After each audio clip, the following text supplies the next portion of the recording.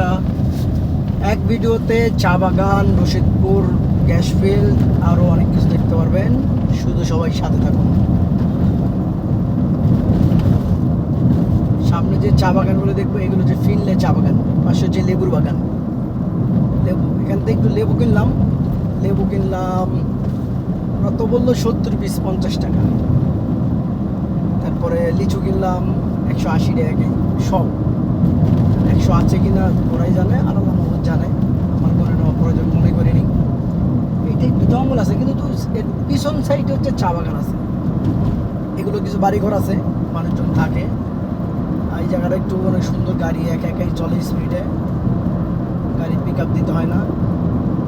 এগুলো বাড়িঘর, বাম পাশে একটা বাড়ি, ডান পাশে একটা ছোটের মতো চা বাগান থাকে।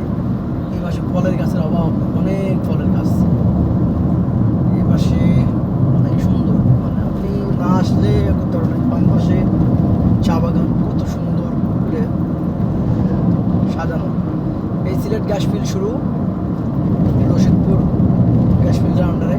এটা হচ্ছে ডান পাশে সিলেট গ্যাস ফিল্ড, বাম পাশে চা বাগান। এগুলো সব মিললে চা।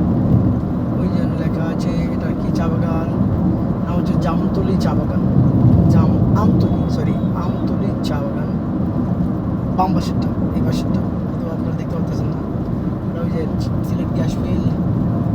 আমার পিছে একটা বড় গাড়ি আছে, ও আমাকে খুবই করতেছে। এই দেখেন এখানে সুপারি বাগ, কত সুন্দর সুপারি বাগ।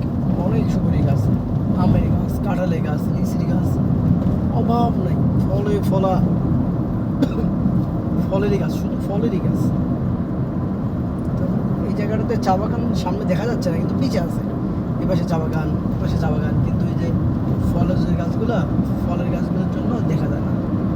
এখন একটু ওভারটেক করতেই হবে আমাকে, আসতে যাচ্ছে। এই যে আপনাকে দেখাবো আসল চা বাগান। এই দেখ, বাম পাশেরটা সবচেয়ে সুন্দর, দেখাতে পারতেছি না। তো ডান পাশেরটাও কম না, কোনোটার চাইতে কোনোটা কম না।